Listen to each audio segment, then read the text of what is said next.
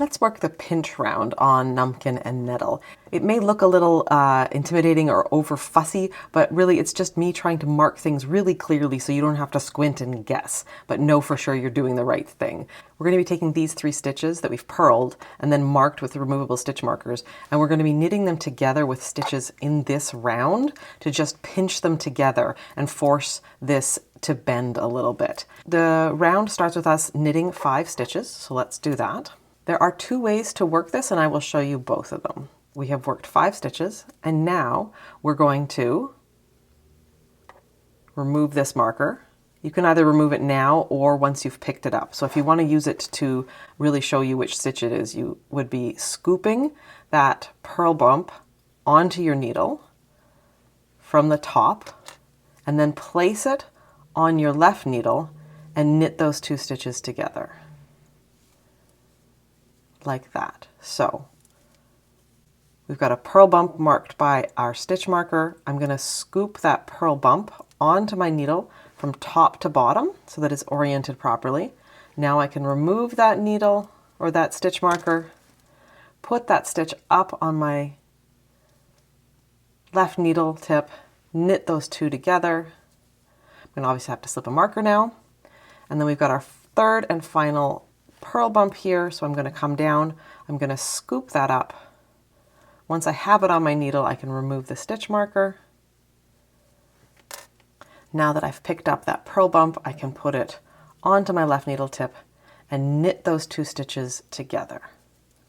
So we don't change our stitch count, but we have pinched these 2 rounds together. So you can see I can put my finger through a little bit of a hole that we've made here, a little tunnel, but we've pinched those 2 rounds together and made them sort of permanently joined that way. Another way to do this, if it makes it easier for you, is if you have a spare needle, you can pick up all 3 purl bumps on this needle at once and then work across them together. So that would look like this. I'm going to take out all 3 needles or all 3 stitch markers, but you could do it one by one. Especially for those of you working nettle with if you have charcoal yarn, this is a trickier thing to see, so you may want to do it one by one. But to show you what I'm going to do, I've got these 3 purl bumps here, and so what I'm going to do is from top to bottom, I'm just going to pick up each one like this. I now have all 3 on this needle, and almost like we're working a welt, which is sort of what we're doing, we're going to lift this needle up parallel, hang on, let me pull my, there we go. So we're going to lift it up and parallel to the stitches that are on the current round that we're working. And now we can knit across them. So knit into the front like that. So I'm going to place my needle into the both loops like that.